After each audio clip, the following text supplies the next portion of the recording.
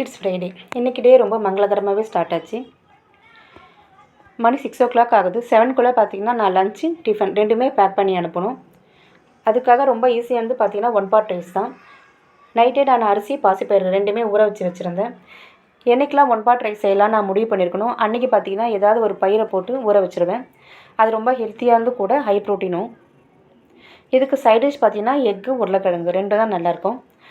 உருளைக்கிழங்கு சிம்பிளாக உப்பு மசாலா மட்டும் போட்டு ஃப்ரை பண்ணி எடுத்துக்கிட்டேன். இந்த வீடியோஸ் நிறைய பேர் பார்க்குறீங்க. ப்ளீஸ் சப்ஸ்கிரைப் பண்ணி ஃபாலோ பண்ணிக்கோங்க. இப்படி நம்ம யோசித்து செய்கிறதுனால சீக்கிரமாக வேலை முடிகிற மாதிரி இருக்கும். டென்ஷன் இல்லாமல் வேலை பார்க்குற மாதிரியே இருக்கும். நம்மளோட ரைஸ் பார்த்திங்கன்னா ரெடி ஆகிடுச்சி.